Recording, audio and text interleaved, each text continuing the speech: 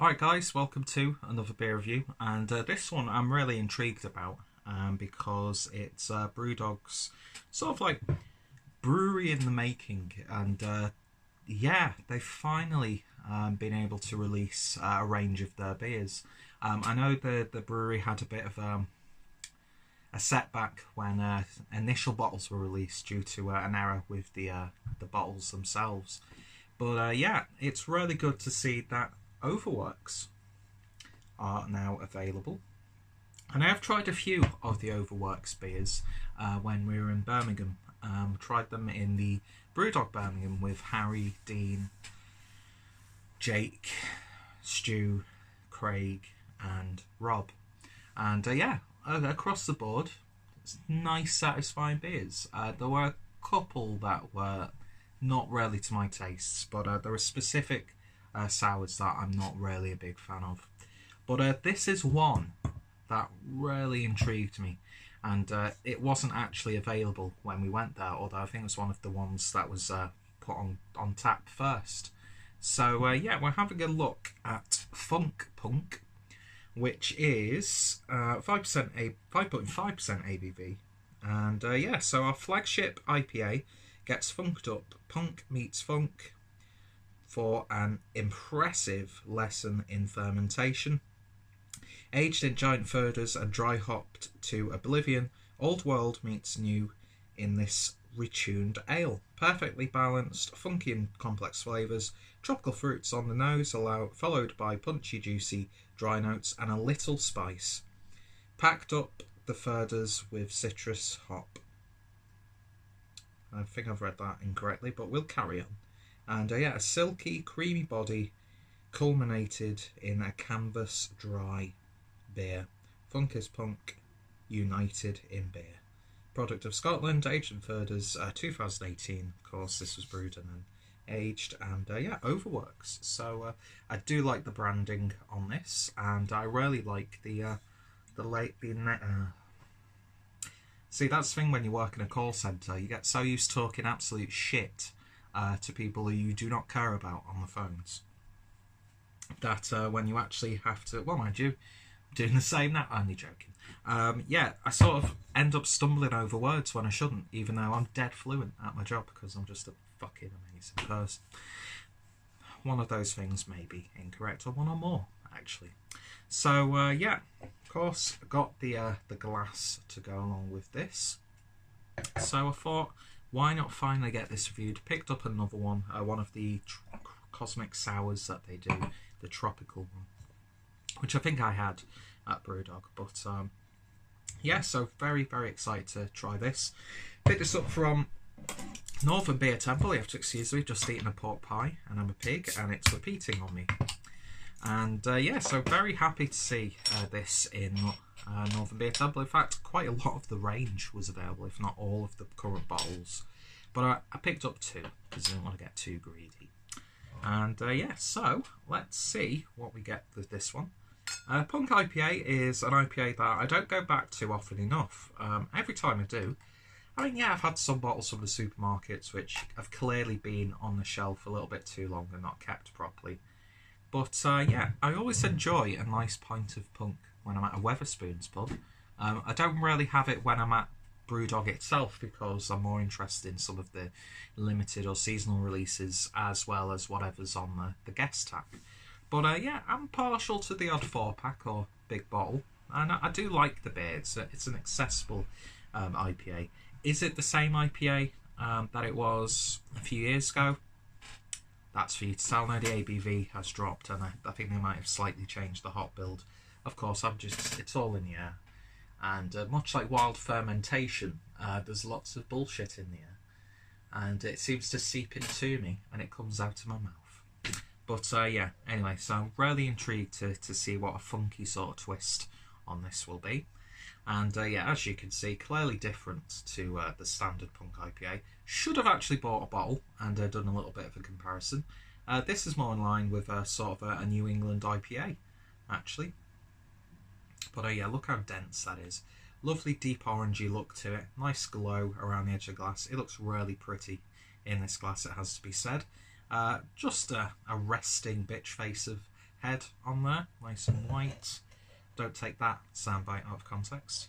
But yeah, anyway, so let's give it a bit of a swirl and see what we get on the nose. It's quite a gentle funkiness, so just going off that one aroma alone, I've got a feeling this might be a little bit more accessible than some of the other sour beers that OverWorks will be doing. And it's also I think it's the cheapest because it's sort of like a flagship. Do you know what I mean? And yeah, but it smells really nice. Yeah, as I said, just a very gentle sort of sourness, not too in your face. Lovely mango. Also has that mango chutney because of a bit of spiciness in there. Very subtle hint of passion fruit, which plays into that funk. I definitely get a sort of like poached pear aroma. A little bit of citrus. Subtle hint of grapefruit, a little bit of blood orange. Oh, it smells really nice actually. It's such an inviting, gentle smelling beer. So yeah, enough of the waffling. Let's get on with the scuffling.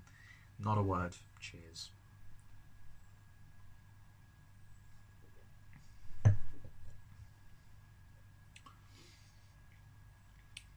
Yeah, and it has that level of accessibility to it. It is a bit more pronounced on the funky side. You don't get the hoppiness as much compared to like the Funk IPA, but some might say that's not exactly the most hoppiest of beers. But yeah, this is one of those sour beers that slightly suffers from the aftertaste for me. And that's just a personal preference, of course.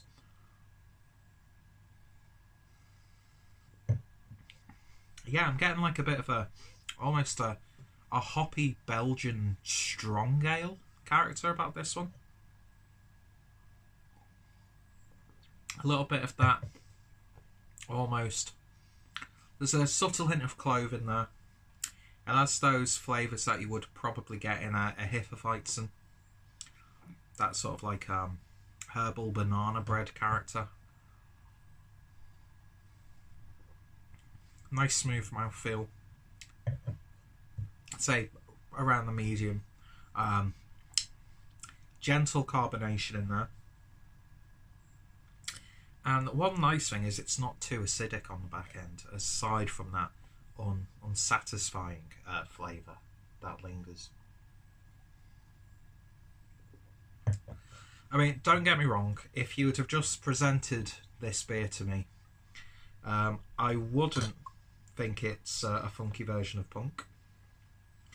And I probably wouldn't think it's sort of a hoppy sour beer, because the hoppiness, it's not really there. Do you know what I mean? It's not like hoppy per se. It's interesting. It really, really is. And if you look at the head, it almost takes on the slight colour of the beer itself.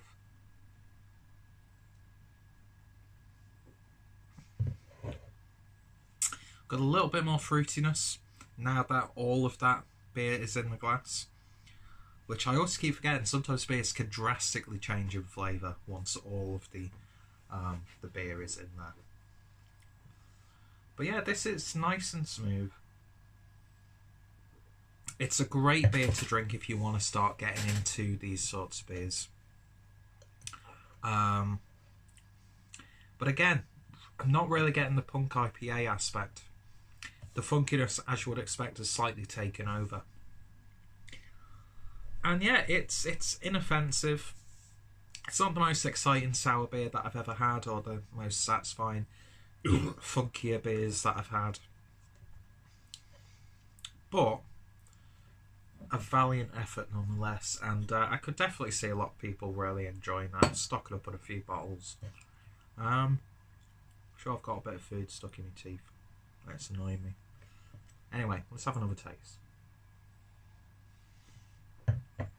You almost get the hoppiness on the intake because it's mixing with the aroma. And there might be a little bit of a grapefruit character on the back end. But yeah, it's nice and simple. it's accessible, not too puckering, not too in your face.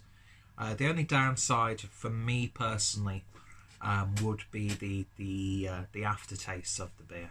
As I said, it just lingers. It doesn't really do much for me, and I've said it plenty of times.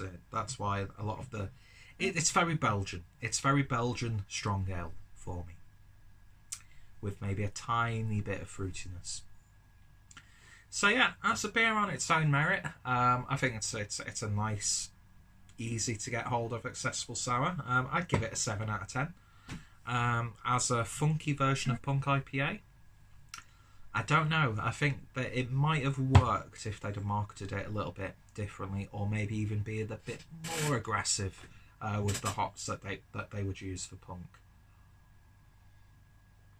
But yeah, I'm going to enjoy the rest of that.